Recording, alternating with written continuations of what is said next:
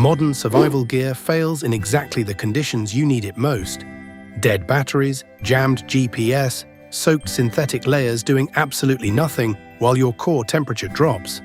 The Vikings solved all three of those problems before the year 1100. And not with primitive guesswork, with tools so well engineered that researchers today are still reverse engineering the physics behind them. Over 2,000 Americans die in the wilderness every year, most of them within 3 miles of a road.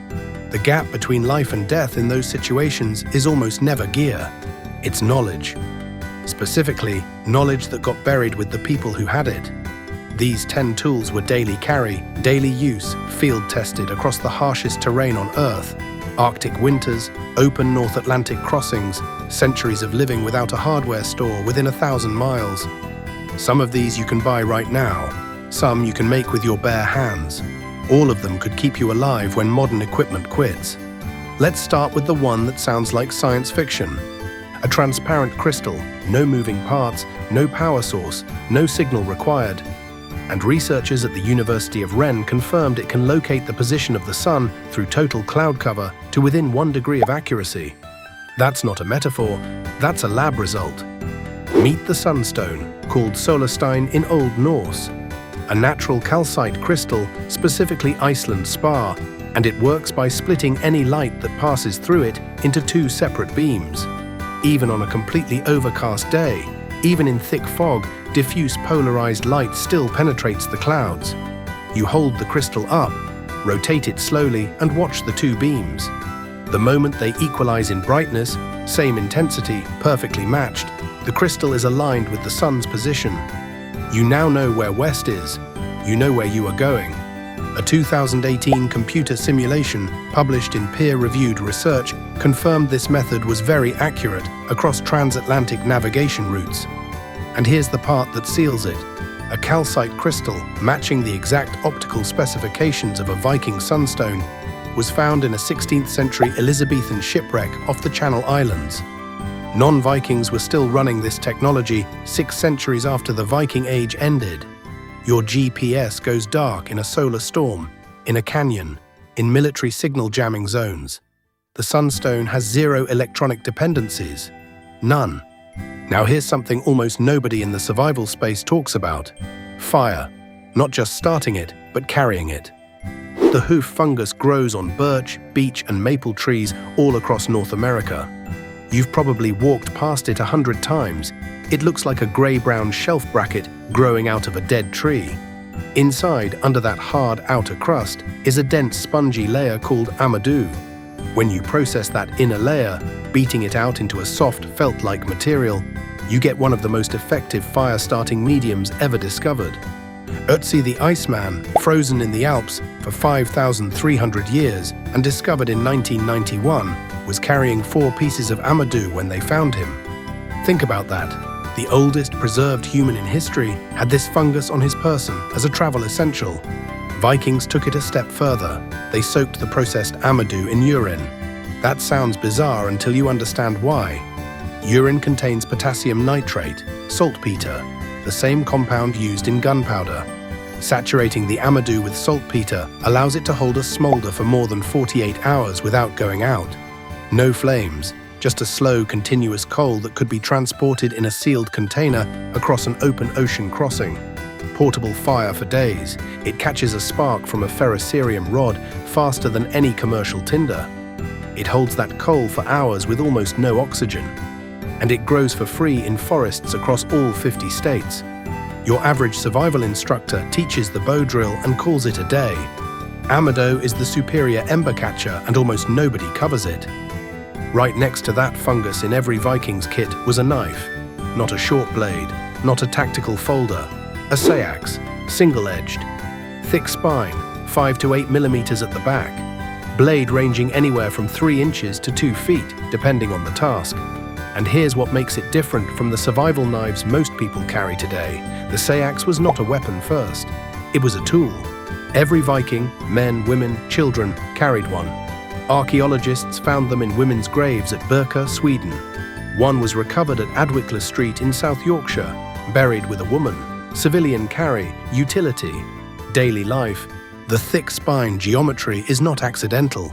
It's specifically shaped for batoning through wood, for pressing against flint to create a fire-starting edge, for scraping, shaping, butchering, and leatherwork. The Mora Garberg that Bushcraft people swear by today has a 4mm spine. The ES-EE6 has 5mm. Both of those are basically modern Sayax descendants with different handle materials.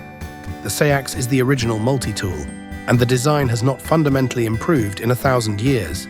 Here's something that will change how you think about clothing in a survival situation. Wool does not just insulate, wool generates heat. When wool fibers absorb moisture, the keratin protein in the fiber undergoes an exothermic chemical reaction with water molecules. It literally produces heat as a byproduct of getting wet.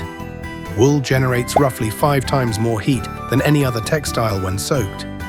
A wave hits you in 40 degrees Fahrenheit water. Your polyester fleece is now a cold, wet rag. A wool layer in the same situation is actively working against your heat loss. The Vikings called their dense, fulled wool fabric vadmal. Vadmal, it was processed to lock the lanolin, the natural oil in sheep's wool, into the fibers. That lanolin repels water on the surface while the fabric's insulating properties stay intact below. They used it for clothing, sails, and even as armor underlayers. Salt-hardened vadmal, soaked in brine, then dried, showed protective properties in experimental archaeology comparable to light leather. And this fabric was so valuable, it functioned as legal currency. 1 L of vadmal, roughly 18 inches, had a fixed trade value in Iceland, Sweden, and Ireland. You could pay taxes with it, settle debts with it.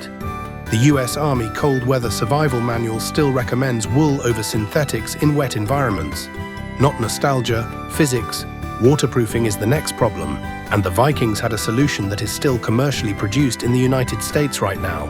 Pine tar. Tjær in Old Norse, made by slowly burning pine roots in a sealed kiln at low heat, which drives out a thick, dark, viscous liquid that collects at the base.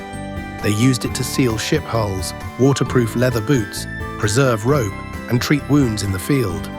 The antimicrobial properties are real. Pine tar is still used in veterinary wound care today, and the FDA has approved it as an active ingredient in scalp treatments for psoriasis. Every pine tree you have ever seen is a pine tar source. Pine trees grow in all 50 US states. The distillation process requires a fire, a metal container, and patience. Modern survivalists who have tested pine tar against petroleum-based waterproofing on natural materials consistently find it outperforms the synthetic alternatives on leather and wood. It penetrates rather than seals the surface, which means the material stays breathable and flexible. Your boots stay waterproof and don't crack in the cold.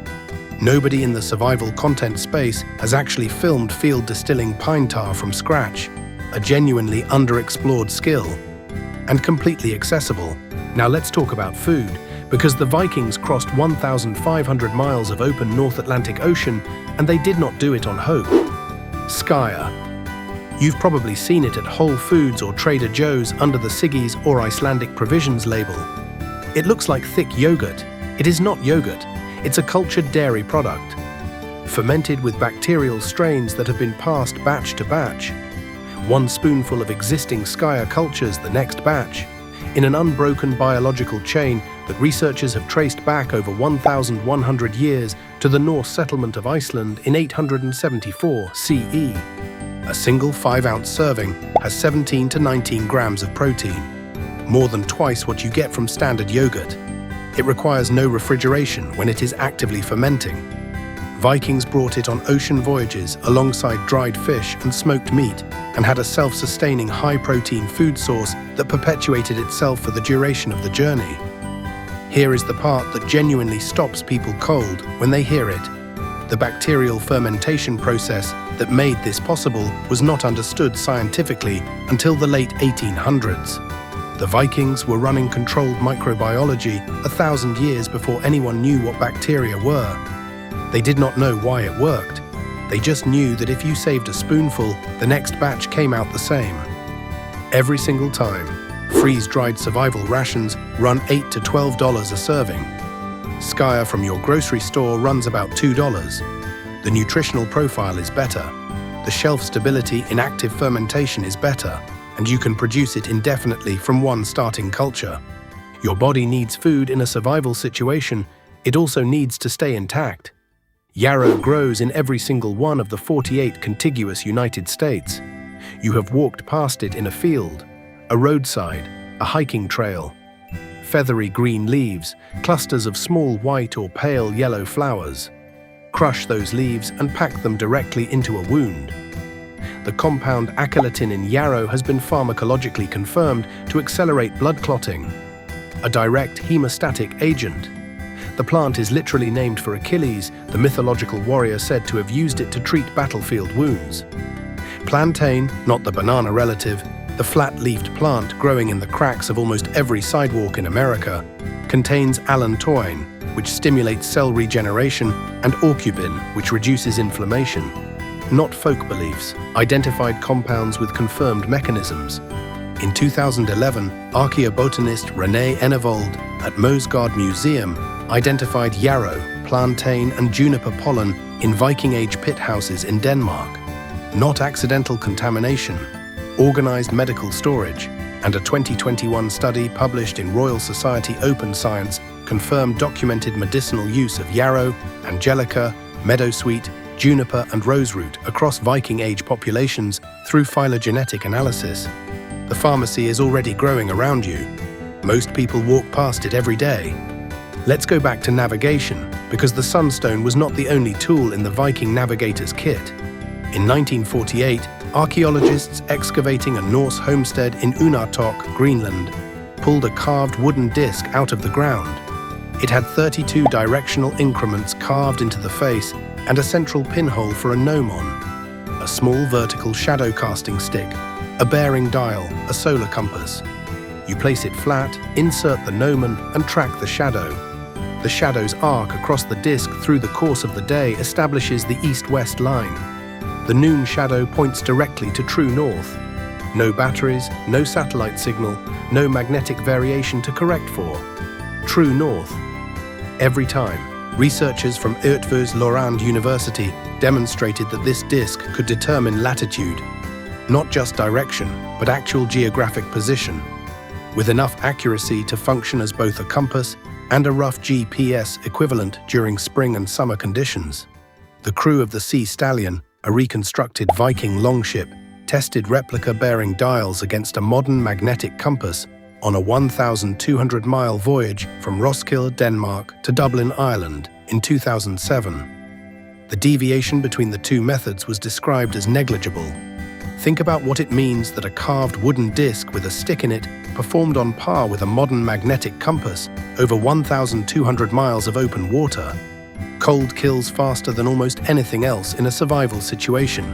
Hypothermia causes more American wilderness deaths per year than any other environmental factor. And the first hour, the shelter hour, is the hour that determines whether you come home. The Viking longhouse was not a primitive hut. A thermal engineering achievement. Thick timber frames packed with layered sod, turf, compressed roots, and earth on every exterior surface. The sod walls absorbed rain and snow, swelling over time and becoming more thermally resistant as they did. The opposite of almost every modern building material, which degrades with water exposure. Those structures held interior temperatures 40 to 50 degrees Fahrenheit, above ambient exterior temperature with no heat source beyond a single central hearth and the body heat of the people inside. In a minus 40 degrees Fahrenheit Nordic winter, that is the difference between freezing to death and surviving the night. At equivalent thickness, sod and turf deliver R values comparable to modern fiberglass bat insulation. The Vikings, the Inuit, and the Plains Native Americans all independently converged on the same construction technique. Three completely separate cultures on three separate continents landed on the same answer through direct experience, not coincidence, engineering truth. A debris hut, a lean-to packed with sod and leaf litter, a hollow dug into a hillside and roofed with branches and earth. These are not primitive fallbacks. They are the correct answer to the cold. You can build a functional one in under 2 hours with no tools. The last tool is the one you can make right now, from what is almost certainly growing within a half-mile of where you are sitting. Stinging nettle, the plant most hikers curse and step around.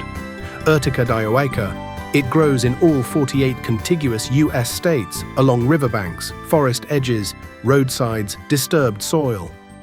The same stalks that sting your arm when you brush past them contain some of the strongest natural fiber in North America.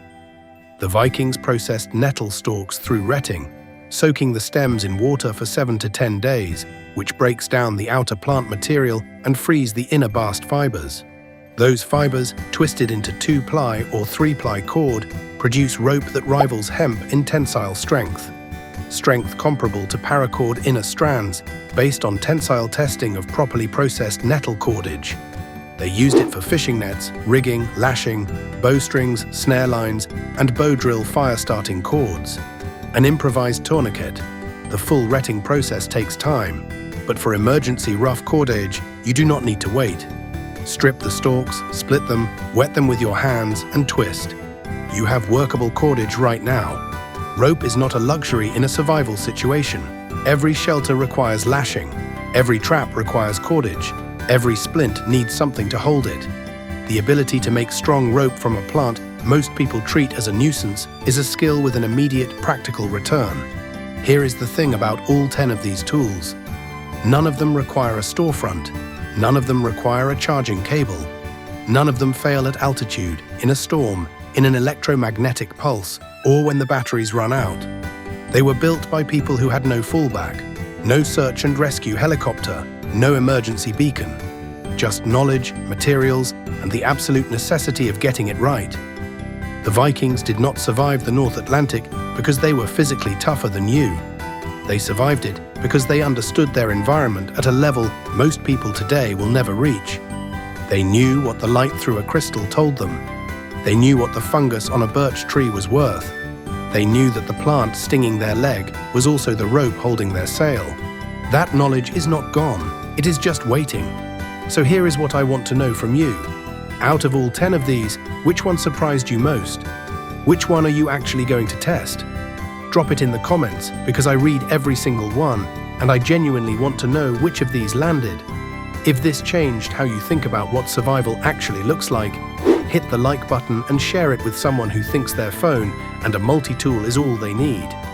And subscribe, because the next video covers something that every outdoorsman gets completely wrong about cold weather survival, and it starts with a mistake people make in the first 10 minutes of an emergency.